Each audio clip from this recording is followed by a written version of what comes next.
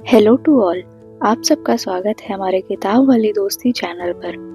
हम book the art of laziness के chapter 10 तक कंप्लीट कर चुके हैं।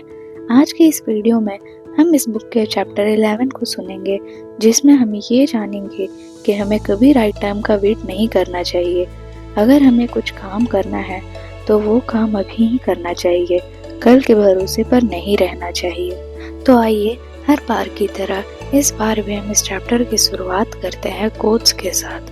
Wisdom is knowing what to do next, skill is knowing how to do it and virtue is doing it. Chapter की शुरुआत करते हुए लेखक बताते हैं कि दुनिया में बहुत लोग लेजी इस रीज़न से भी हैं क्योंकि वो हमेशा सही समय के इंतज़ार में लगे रहते हैं कि सही समय होगा या आएगा तब वो काम करेंगे, लेकिन सही समय हमारे जीवन में कभी नहीं आता। हमें अपने मेहनत से अपने समय को सही करना पड़ता है। आप आज ही शुरू करो और उसमें धीरे धीरे प्रोग्रेस करते रहो। लेखक बताते हैं कि बिना काम किए आप अपने गोल तक नहीं पहुंच सकते। अगर आप गोल तक पहुंचना चाहते हो तो यही सही समय है आपके पास। आज ही शुरू करो और उसमें लगे रहो। लेखक उदाहरण देते हैं कि मैंने आज तक एक भी ऐसा व्यक्ति नहीं देखा जो बस सही समय का इंतजार कर रहा हो और अपने गोल को अचीव कर लिया हो। लेखक हमें आगे समझाते हैं कि ये सच है, कोई कोई काम बहुत कठिन होता है, लेकिन आपको उस काम को करने के लिए निरंतर लगे रहना चाहिए। ऐसा नहीं कि आप उस काम को कठिन के चलते करें ही नहीं।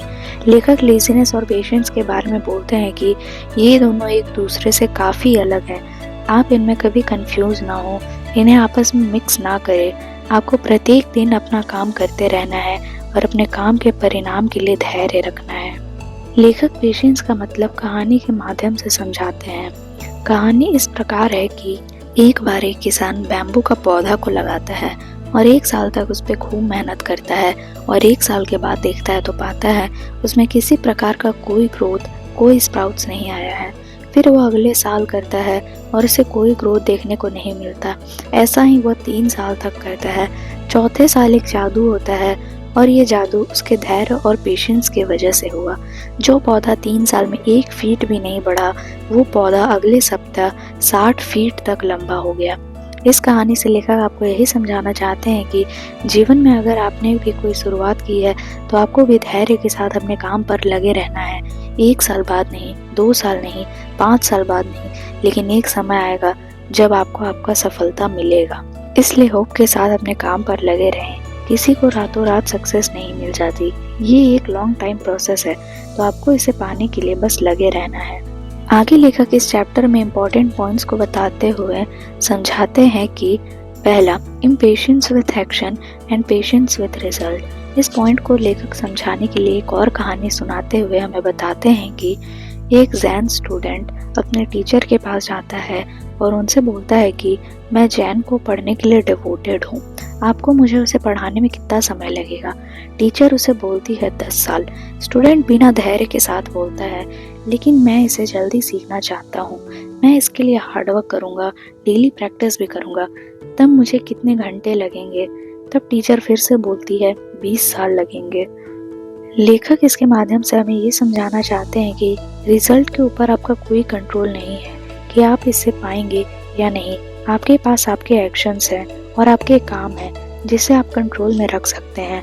सभी को एकदम फास्ट रिजल्ट चाहिए, लेकिन ऐसा पॉसिबल नहीं है।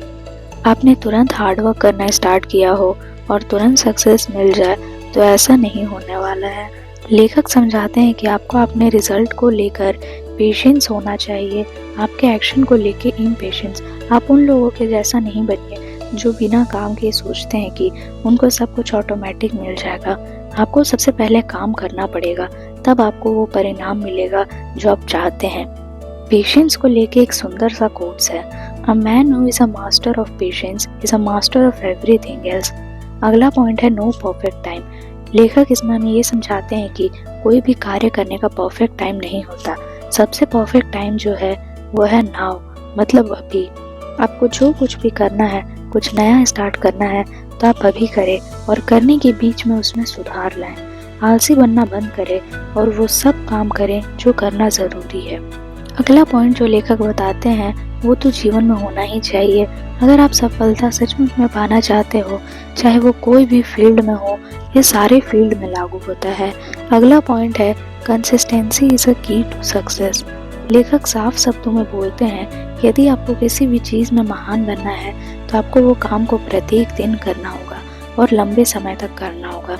जैसे यदि आप पेंटर बनना चाहते हैं तो आपको प्रतिदिन पेंट करना होगा। यदि आप अच्छा लिखना चाहते हैं तो आपको प्रतिदिन लिखना होगा। यदि आपको अच्छा बोलना सीखना है तो आपको प्रतिदिन बोलना होगा। बहुत सारे लोग कभी शुरू ही नहीं करते, कुछ शुरू करते हैं तो आधे रास्ते में बंद कर देते हैं। 1% लोग ही ऐसे होते हैं जो कंसिस्टेंसी के साथ एवरीडे उस काम को करते हैं।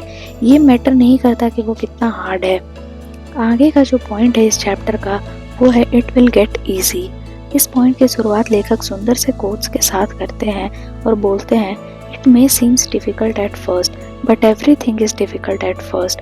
सबसे मुश्किल जो होता है वो ये होता है स्टार्ट करना, और यही चीज़ जहाँ दुनिया के 95% लोग इसी पे अटक जाते हैं और कभी शुरुआत ही नहीं करते, वो बस बहाने बनाते ही रह जाते हैं। यदि आप सच में अपने बैड हैबिट को छोड़ना चाहते हो तो ये सच है कि स्टार्टिंग के दिन आपके लिए काफ़ी डिफ़िकल्ट होगा, लेकिन एक बार आदत छूट गया तो दोबारा फिर वो नहीं होगा। अंतिम पॉइंट है इस चैप्टर का वो ये है डू वॉट यू से। इसमें लेखक ये बताते हैं यदि आप अपने को बोलते हो कि आपको ये काम करना है तो आपको वो काम को कंप्लीट करके ही रहना चाहिए। अपने वर्ड्स को ऑनर करना सीखिए, अपने बातों को, अपने आप को वैल्यू करना सीखिए।